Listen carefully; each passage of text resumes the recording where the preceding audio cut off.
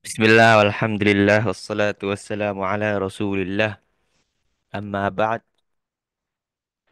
Insyaallah ta'ala nuwasil qira'atana fi hadzal yaum, yaumul thulatha, atau yaumil thulatha, asamin al-ishrin min syahri Rajab, sanata alf wa arba'imi'ah wa sita wa arba'in lil hijrah.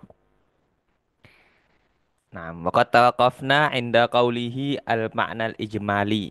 Kita lanjutkan pada siang hari ini pembacaan kitab Mulakhas dan kita telah sampai pada al-ma'na al-ijmali lil hadis, makna global dari hadis ini. Hadis yang telah kita baca kemarin beberapa penjelasan kata-katanya dari Syekh Saleh Hafizahullah, juga telah kita lewati biografi at-tarajim, biografi orang-orang yang ada seperti sahabat Ukasyah, kemudian Husain bin Abdurrahman, Sa'id bin Jubair dan yang lainnya. Nah, kita baca makna ijmali. Makna al-ijmali. Yasifu lana Husainu ibnu Abdurrahmani hiwaron daro fi majlisi Sa'id bin Jubairin bimunasabati inqidadi kawakibin fil laili atau kaukabin. Nah, kaukab bintang yang kemarin kita baca An-Najm fil laili. Makna global dari hadis ini bahwasanya Husain bin Abdurrahman yasifulana, ya, memberikan sifat. Tuh, kita terjemahin menceritakan kepada kita tentang hiwar, sebuah percakapan yang terjadi pada majelisnya Sa'id bin Jubair. Ya, daro ini bisa juga artinya berputar. Misalnya daro bait mengelilingi rumah, berputar begitu. Atau juga seputar. Ya, masih ada putarnya. Nah, berbincangan atau yang terjadi di majelis Sa'id bin Jubair. Nah, daro yang terjadi. Bimunasabati inqidadi kaukabin fil laili. Nah, bimunasabah sehubungan dengan jatuhnya bintang pada malam tersebut. Nah, fa akhbarahum Husainun annahu syahada inqidadahu li annahu lam yakun hina dzaka iman. Maka Husain bin Abdurrahman ini Husainun, nah ini ditanwin, ya, kalau yang di sini tidak ditanwin karena ada bin setelahnya. Sehingga itu tidak ditanwin. Husain mengkabarkan kepada mereka yang di majelis ini, majelis Said bin Jubair, bahwasannya dia menyaksikan jatuhnya bintang tersebut. Hu, kaukab ini kembali ke sini. Jatuhnya, apa itu kaukab? Jatuhnya bintang. Karena beliau hina dzaka, ketika kejadian tersebut, lam yakun naiman, beliau tidak tidur. Nah, beliau terjaga bangun, jadi menyaksikan ada bintang jatuh. Illa annahu khafa an yadhunna al-hadirun annahu ma ra'an najma illa li annahu yusalli fa arada an yadfa'a an nafsihi ihama ta'abbudin lam yaf'alhu ka'adatis salaf fi hirsihim 'alal ikhlas. Nah,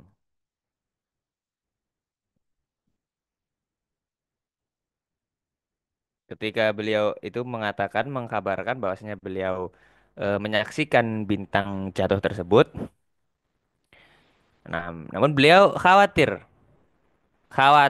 bahwasannya para hadirin, khofa, beliau khawatir para hadirin akan menyangka bahwasannya Husain ini ketika melihat bintang beliau sedang sholat.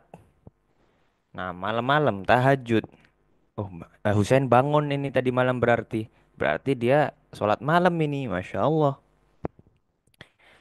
Nah, fa'arada an yadfa'a an nafsihi ihama ta'abbudin. Nah, karena Husain tadi khawatir. Nah, apa dikira lagi sholat? Padahal itu masih tengah malam sekali. Nah, mulai karena itu beliau ingin yadfa'an an nafsihi ihama ta'abbudin. Ya, beliau ingin eh menghindarkan dirinya. Nah, menghindarkan dirinya dari ihama ta'abbudin. Nah, dari kesan melakukan ibadah yang beliau sebenarnya lam yaf'alhu, tidak beliau lakukan. Nah, beliau ingin menghilangkan kesan bahwasanya beliau beribadah padahal itu tidak beliau lakukan sebagaimana kebiasaan salaf ya dalam menjaga apa semangat mereka betul-betul menjaga keikhlasan. Nah, jangan sampai orang itu mengira saya sedang ibadah sholat ini, padahal saya apa namanya disengat ya disengat kala jengking, bukan sedang sholat. Fa akhbaro bisababil haqiqi liyaqadatihi. Langsunglah kemudian Husain bin Abdurrahman mengkabarkan sebab sesungguhnya yang membuat beliau bangun. Wa anahu bisa babi isabatin hasolat lahu. Mana sebab tersebut? Alasannya kenapa dia terjaga? Karena sebuah isobah, ya, suatu kejadian yang beliau menimpanya, yaitu yang tertimpa beliau. Yang menimpa beliau ke sebuah kejadian yang menimpa beliau itu disengat kala jengking. Fanta qalal bahthu ila su'al amma son'a hiyala tilkal isabati. Nah, kemudian berpindahlah al-bahthu perbincangannya kepada pertanyaan tentang apa yang Husain lakukan ketika kejadian tersebut ketika beliau disengat kalajengking. Maka beliau mengabarkan bahwasanya beliau mengobatinya dengan ruqyah. Irtaqa itu ya, meminta tolong untuk diruqyah. Kemudian yang ketika itu Said bin Jubair di majelisnya, beliau bertanya, apa dalilnya? Bertanya tentang dalilnya, dalil syar'i. Dalil syar'i atas apa yang diperbuatnya dengan ruqyah tadi. Kenapa apa dalilnya ruqyah? Fadzakara lahul hadis al-warida anir rasuli fi jawazir ruqyah. Maka Husain menyebutkan kepada Sa'id bin Jubair menyebutkan apa? Al-haditha, sebuah hadis yang warid yang betul datang dari Rasulullah Shallallahu alaihi wasallam atas bolehnya ruqyah. Nah, maka Sa'id pun sawwabahu fi amalihi bid-dalili. Nah, membenarkan perbuatan beliau dengan dalil. Atau si Husainnya, Husain membenarkan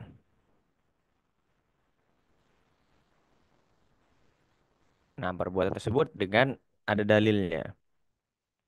Atau Sa'id bin Jubair membenarkan Husain. Laqad ahsana man intaha ila ma sami'a ya ketika itu. Kemudian tsumma dzakara lahu halatan ahsana mimma fa'al.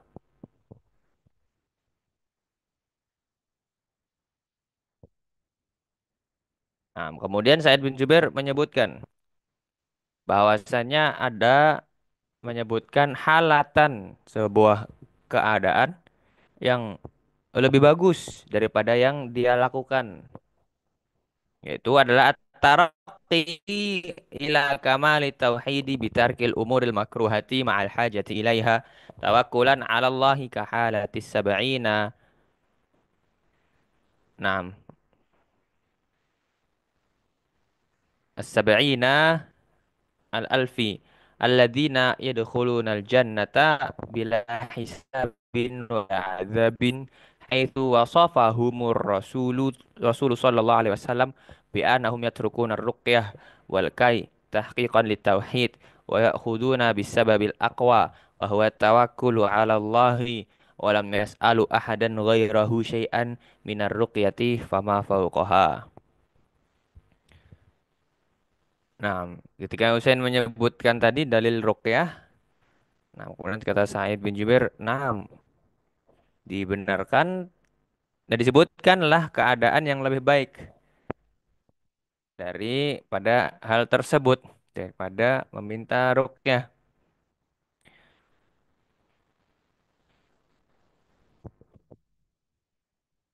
yaitu at-taraqi ila kamali tauhid, yaitu naik ke naam kepada tingkat kesempurnaan tauhid dengan meninggalkan perkara-perkara yang makruh walaupun ma'al hajati ilaiha, walaupun eh, ada kebutuhan untuk melakukannya. Nah, meninggalkan perkara-perkara yang makruh meskipun dalam kondisi butuh. Tawakkulan 'alallahi. Ya, sebagai bentuk tawakal kepada Allah Subhanahu wa taala. Kahalati sab'ina al-alfi. Seperti keadaan 70.000 orang yang pasti masuk surga tanpa hisab, tanpa azab. Yaitu ketika Rasulullah Shallallahu Alaihi Wasallam menyebutkan ciri-ciri mereka, sifat-sifat mereka, yang mana mereka yatrukuna yang meninggalkan ruqyah dan kai sebagai tahqiqan lit tauhid. Nah, pengobatan kai meninggalkan demi mewujudkan tahqiqan lit tauhid. Apa itu penyempurnaan tauhid. Wa ya'khuduna bil asbabil aqwa. Dan mereka 70.000 golongan ini mengambil sebab yang paling kuat, yaitu tawakal kepada Allah Subhanahu wa taala. Tidak walam yas'alu, dan tidak meminta seseorang pun. Nah, walam yas'alu ahadan ghairahu syai'an minar ruqyati fama fauqaha. Nah, mereka tidak meminta kepada siapapun selain Allah Subhanahu wa taala, tidak meminta apapun, baik itu berupa ruqyah maupun kebutuhan yang lainnya selain dari ruqyah. Ini keadaan 70.000 golongan yang dijamin masuk surga tanpa hisab, tanpa azab. Sebagaimana judul dari bab ini, yaitu bab man haqqaqat tauhid dakhalal jannah bighairi hisab wala azab. Demikian makna global dari hadis tersebut terkait cerita Husain Husain yang mengabarkan, menceritakan kepada kita hiwar, perbincangan yang terjadi dalam majelis Sa'id tentang meteor jatuh, kemudian beralih kepada enam eh, apa tadi, kepada amma sana'ah hayalatil kal isabah, ketika Husain menyebutkan disengat kalajengking, pembahasannya beralih ke apa yang beliau lakukan ketika menghadapi sengatan kalajengking tersebut. Kurang lebihnya wallahu a'lam. Insyaallah taala kita kembali lanjutkan pada pertemuan berikutnya terkait munasabatul hadis dan juga faedah-faedah dari hadis ini.